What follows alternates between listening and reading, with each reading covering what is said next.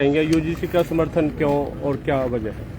ये बहुत सारे सिपाही जो हैं लोकतंत्र सुरक्षा पार्टी के साथ जुड़ करके इसका पूरे 22 जिलों में हरियाणा के अंदर ज्ञापन देने के लिए आज एक कड़ी में हम यहाँ पर ज्ञापन देने के लिए डीसी को आए हैं कि ये यूजीसी बिल तुरंत लागू किया जाए।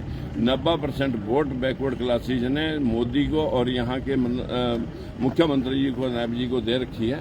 और इस बिल से अगर सरकार 10% मनुवादियों के दबाव में आकर के जिन लोगों ने स्टे ले लिया है, क्योंकि वहाँ जज भी उन्हीं का बैठा है, यूनिवर्सिटियों में प्रिंसिपल और वाइस चांसलर उनके बैठे हैं।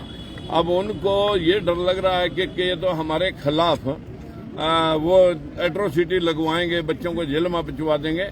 भाई ये किसी के खिलाफ एट्रोसिटी, इसमें निजी शिकायतों को तो प्रिंसिपल और वाइस चांसलर खुद सुनते हैं।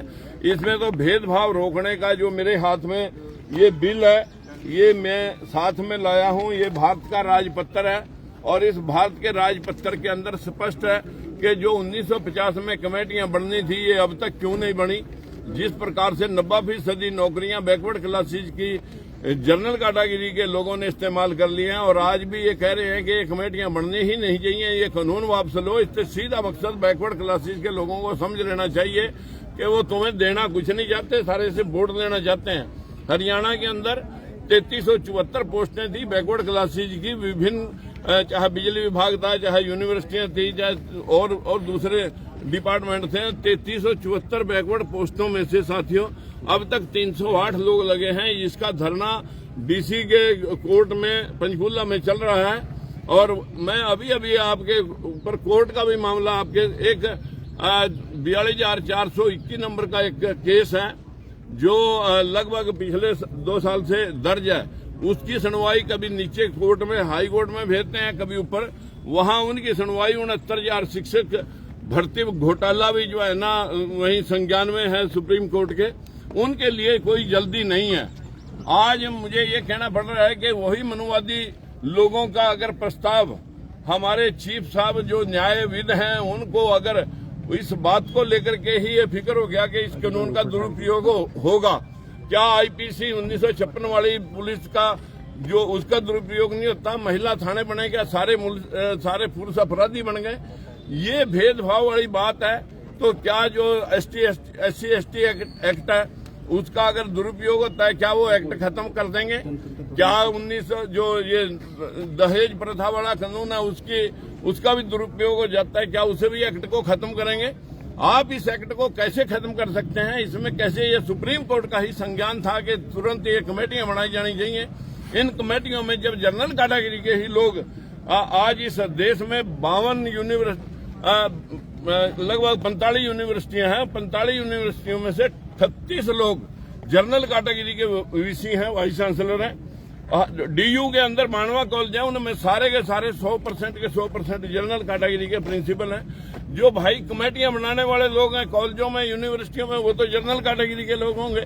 उसमें वो प्रोफेसर लेंगे, वो भी जनरल के ले लेंगे। उसमें स्टूडेंट ले लेंगे, सिविलियन ले लेंगे, महिला और विकलांग ले लेंगे, वो भी वो जनरल के ले सकते हैं। उसमें कहीं किसी की जाति लिखी नहीं। लेकिन मेजोरिटी अगर बैकवर्ड और शेड्यूल कास्ट के लोगों की वो लेंगे तो ये भेदभाव जो 90% नौकरियां यूनिवर्सिटियों और कोर्टों में जो खत्म हुआ केस मामला, तो इस प्रकार का भेदभाव तभी रुकेगा।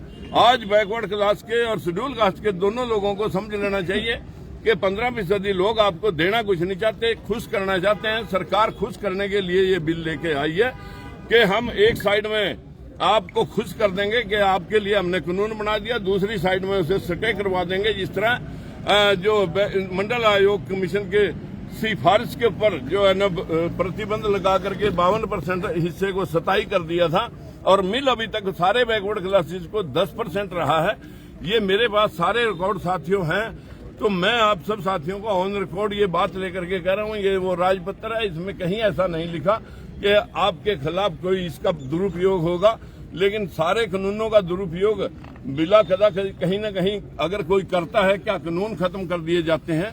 तो मैं माननीय अपने सर्वोच्च न्यायालय के हमारे न्यायविद उनसे भी विनती करूंगा कि हमारे न्याय की पुकार आपसे है। 19 मार्च को जो फैसला आना है, आपने इस 85% लोगों का भी ध्यान आपने रखना है। आप हमारे गार्डियन हैं और अगर जातिवाद, अगर मनुवाद सर पे चढ़ के बोलेगा, चाहे वो किसी भी रूप में बोले, तो इसको भविष्य में बर्दाश्त नहीं किया जाएगा। बीजेपी वाले भी समझें, भविष्य में एक वोट भी आपको नहीं मिलेगी अगर आप इस कानून से बैकआउट हो रहे हैं। ठीक। Thank you.